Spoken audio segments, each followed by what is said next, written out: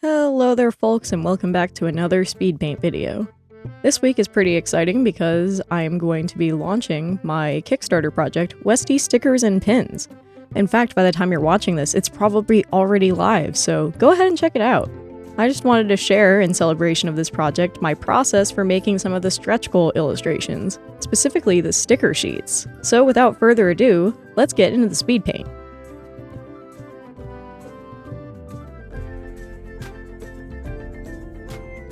The first sticker sheet for this process was the Rainbow Westie sticker sheet. Now this is basically just a bunch of different simple Westie designs that are in a bunch of different colors from a pastel rainbow. After all, I feel like if I went with a full saturation rainbow, it would lose kind of like the light colored charm of the Westie specifically, and I thought pastels would be a fun way to tie all the colors together as well. This was a lot of fun. It was very interesting trying to get a bunch of different diverse poses out of this one. I really didn't want any of them to feel like they could be mistaken for another. And this one actually has the most stickers out of any of the sticker sheets. The remaining two only have 6 designs each, but this one has a total of 8. In exchange, these ones are a little bit more simple and a little bit smaller, but I think as a set, they're still very cohesive and they all go together really wonderfully. In addition to the basic 6 colors of the primary colors, red, blue, and yellow, and the secondary colors of green, orange, and purple, I've also included a pink and a teal to kind of even out the color wheel, and just because I think those are popular colors and I think they make for very cute pastels and very cute designs. I also included a little bit of fur texture on each of these designs, in addition to just like the outlines and the eyes and nose. I think it gives them a bit more of a scruffy feel. You actually see these lines across all the designs for this entire Kickstarter project. I think it kind of makes them look a little bit more, I don't know, like Westies. I feel like we often see them as like the well-groomed, nice white dog, but I feel like when dealing with my old dog Charlie, he was rarely ever that clean. Like, he was usually kind of a messy little savage. He usually had like stuff on him. He was usually more of a cream color than a white color. He usually had all sorts of dirt and nonsense, and they're really scruffy little guys, and I think adding a little bit of texture to the fur really adds to that scruffy quality that, in my opinion, makes them very charming. I think my favorite from this set would probably have to be the pink one that's featured in the middle. After all, I guess it was good enough for me to use in the thumbnail. I just think it came out really charming. It looks like it's leaping after something in the ground. After all, I guess Westies are terriers. They do like to go after rodents that hide underground. And I also really like the pose for the dark blue one, who is what my family calls sloppy sitting. Our dog Charlie, I don't know how many other dogs do this, like, the way he would sit wasn't like the quintessential way that a dog would sit most of the time. He would usually sit with like his legs, and the front ones and the back ones kind of alternating in the way that you see here in this drawing. And we always called it sloppy sitting because it always kind of looked like he didn't quite know how to do it correctly. Even though I'm pretty sure he just did that because he felt like being comfortable or whatever. I don't know, it was just really cute, and I thought it would be kind of fun to represent the way that Charlie would always sit in this sticker sheet. In addition to, you know, if you look at the yellow Westie here in the sticker sheet, that one's sitting a bit more like a proper, like, quintessential dog. And I just thought it would be pretty cute to include that, like, basically an Easter egg, basically just for me and my family. And I tried to do, like, a Dreamcore sky-esque background, because I thought that would go well with the pastel rainbow theme. Like, I don't know, something about, like, I don't know, is it, like, gauche of me to say it's, like, Frutiger Arrow adjacent? Like, I don't know, there's something about, like, rainbows in like blue skies with like a specific texture to them that kind of reminds me of like a lot of like stickers and things like that from like the early 2000s. Am I crazy? Does anyone else know what I'm talking about? Like this vibe, like, I don't know, something about it reminds me of those old sticker sheets I would see as a kid, like at a craft store, or like stickers you might get on a paper at school. Like, I don't know. Something about, like, the feel of halftones or other textures on a sky with this rainbow palette feels very mid-2000s to me in a way that is kind of hard to put my finger on, but, like, I can definitely sniff it, if that makes sense. Does anyone else know what I'm talking about? Please let me know. But overall, I'm very happy with this set. It's way more, like, light in color and more pastel than the rest of the sets that I have for you guys today, so I'm really happy with it, so hopefully we are able to hit this and the other stretch goals.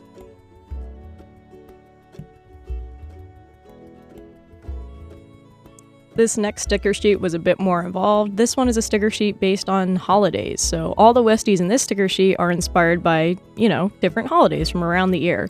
I really wanted to balance out, like, the times of year in the sticker sheet. Like, I didn't just want it to be all winter holidays or something like that. So I ended up going with Christmas, Valentine's Day, Easter, Halloween, and the summer and winter solstice.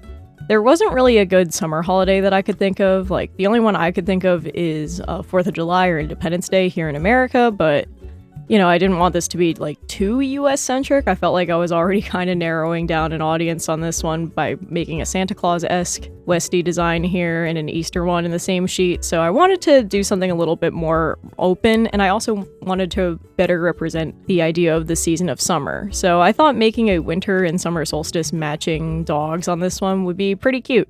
Plus, those are the kinds of holidays like my family celebrates. We're a little witchier, I guess. I don't know if I would call us pagan, but I guess that's a good word for it. Those are the kind of holidays we celebrate, so I figured it would be nice to represent those on here as well. And I kind of made the outfits for the solstice ones inspired a little bit by the sun and the moon, of course, and just a little bit based on the hosts from Mario Party 6, who I believe are Twyla and Brighton. And Mario Party 6 is my friend group's favorite version of Mario Party. It's also my personal favorite.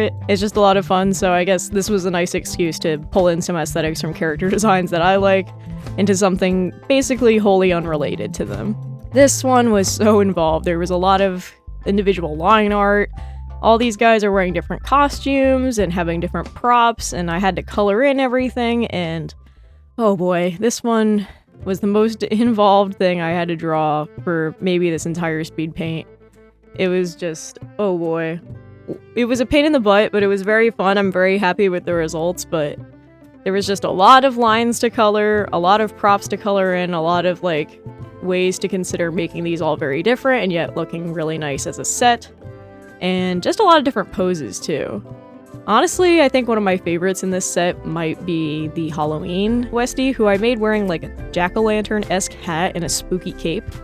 And to really emphasize the fact that it's a pumpkin on his head, I also gave it a little stem that looked a little spooky, but still a dry old vine, since, pumpkins are a plant that grows on a vine. This set was kind of exhausting to do, but I still had a lot of fun with it.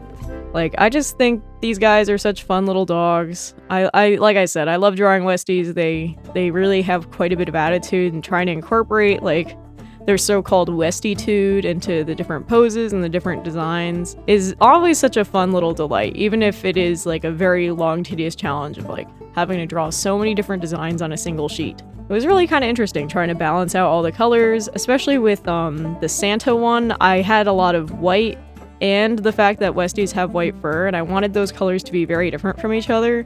And so part of how I accomplished it was having, I believe, the cuffs on the Santa stuff be a light, cool white as opposed to a warm white, and I outlined them in a totally different, more muted color than I did with the fur, which is a little bit more yellow. In my experience with our late dog Charlie, Westies are rarely actually white for long. Charlie always kind of ended up being kind of a bit of a cream colored creature for a lot of his time, since he just couldn't stay clean for more than 3 hours at a time. Even though we bathed him every week, he was one messy little dude. And I just think, even though they are white dogs, they're not perfect. They love dirt, they love getting into trouble. And that white coat can look awfully brown against things that are actually white. Honestly, this was just such a fun little sheet. Like I said, I love drawing Westies. There's a reason I did this entire Kickstarter. And it was just a lot of fun trying to think about the solutions of problem solving of how to represent each holiday, how to make them all feel different from each other, how to make it feel clear as to which holiday they're supposed to be, and yet still feel like they're a good character design. And yeah, it was just a fun little time. I think my favorite probably is the Halloween one, but I do like the winter solstice guy and his little coat as well. It's just, they're all such a fun set. I think they all go very well together.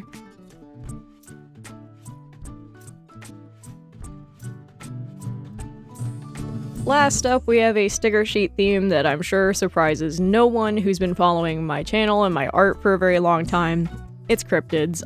I mean, how could I help myself? I love drawing cryptids. I love drawing interpretations of them.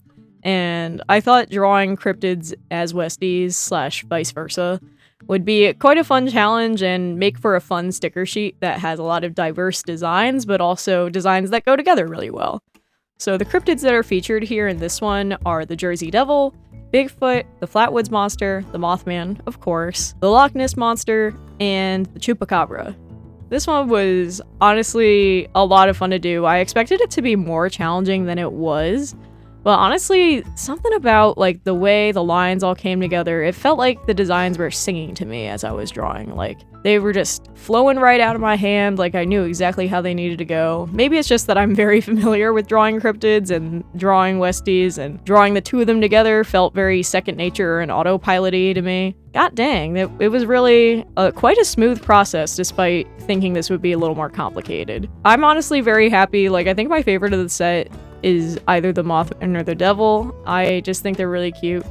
The most challenging designs of the set are probably the Bigfoot and the Loch Ness Monster, since those are the two that are, you know, probably the hardest to incorporate into a dog. Like, I guess Bigfoot can be easily turned into any old dog, but making it specifically feel like a Westie can be really challenging, because, I mean, Westies are like little dogs. They're very small, like, they're not like big Great Danes or anything like that. So trying to make it feel like a sapient big guy, but still make it obviously a little dog, was a very interesting challenge. Part of how I was able to accomplish this was by making the feet more distinct. I tried to give it like that outline, like people usually draw Bigfoot with like bare feet, like they're not very hairy, but he's got a lot of hair on his legs, so I tried to make it distinct between the paws and the actual fur on the legs. And on the face, with the patterning of the color, I tried to outline it a little bit like in a lighter color, since I thought that would make it feel like it's a little more barefaced and like a little less like just a brown dog. And honestly, that was such a challenge, but I feel like I ended up coming up with something that feels reasonably like Bigfoot-like. Like, it's obviously not just a regular Bigfoot, but you can tell that it's a dog mixed with Bigfoot, and that it's supposed to be something that looks a little sapient, which I think is a success in my book, since like combining a dog into a sapient thing without making it bipedal is incredibly difficult, and I feel like I succeeded on it.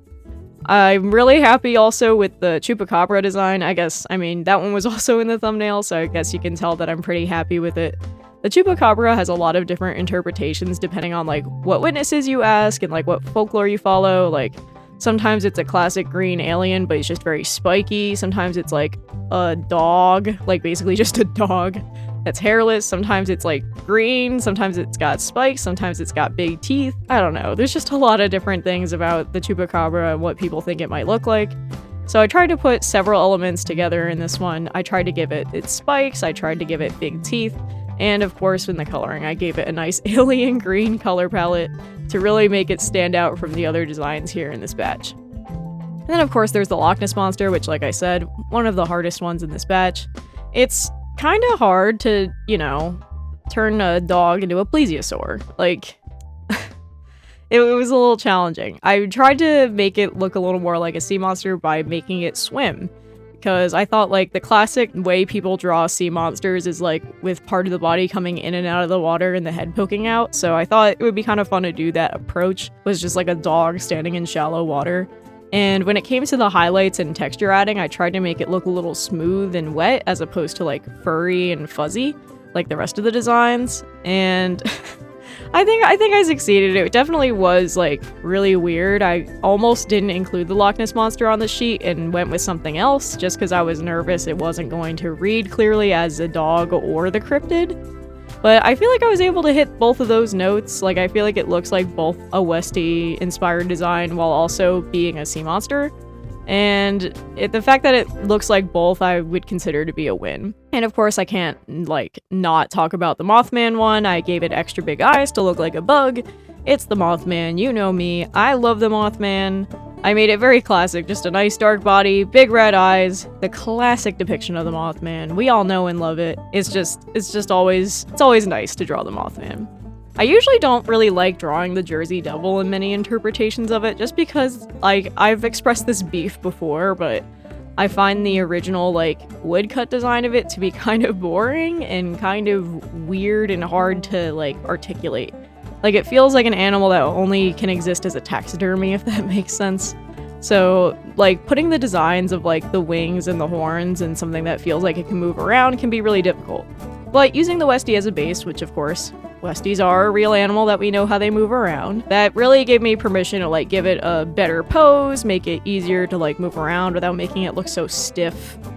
And yeah, I'm honestly very happy with the Jersey Devil design, even though that was another one I wasn't 100% sure I would include, but now that it's in there, I'm very happy with it. I think the colors for all these guys were a lot of fun to, like, weave together too. I didn't really fully realize how many overlapping colors I would end up with at the end of this, but I'm very happy that there were a lot of them.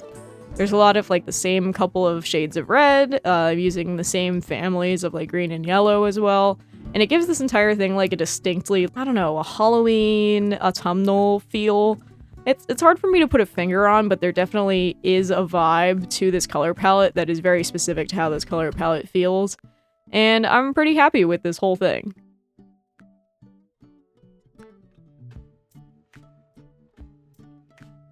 And with that, that is all I've got for you guys today. Let me know if any of these sticker sheet designs are your favorite, and if you have a favorite design from a specific sheet, let me know, because there are a lot of designs for you guys to look at today. And please consider checking out this project. It is live right now, starting the day this video came out. You can go check it out on Kickstarter, I'll be sure to link it in the description. I have a lot of die-cut sticker designs you can see, and I have plenty of stretch goals too. In fact, these sticker sheets are all stretch goals, so I'll put them up on screen. The first stretch goal is just adding additional designs to the campaign. That's an angel, an alien, and a devil. The second stretch goal is the rainbow sticker sheet, which you saw earlier. The third stretch goal is the holiday-inspired sticker sheet. And of course, the next stretch goal after that would be the Cryptid sticker sheet. At the very last stretch goal is unlocking charms, clear acrylic charms in the campaign. I don't have any of my own to really show you that are the correct size, but you can see I've included some pictures from the manufacturer of their own designs that they have here, and if we reach this last stretch goal, then all the designs that are for the die-cut stickers and the pins will be available as charms too. So I'd really like to hit at least one of these stretch goals. If you like these sticker sheet designs, we'll only be able to print them if we hit these stretch goals, so please consider supporting the campaign so we can reach these goals and unlock all of these designs. And if you're interested in supporting me in any other way, please feel free to go check out my Ko-fi page. You can commission me on there, become a monthly member, etc, etc. That helps me pay my bills. Although, like I said, right now I'm running my Kickstarter campaign, so if you're interested in getting some physical merch out of the deal, that might be the way to go. And with that, I believe that is all I've got for you guys today. So thank you all so much for watching. Hope you enjoyed watching my process for these. These were very fun sticker sheets to work on, even if they were really involved. I'll be back again next week with another speed paint for you all, so in the meantime, why don't you go out there and make some art?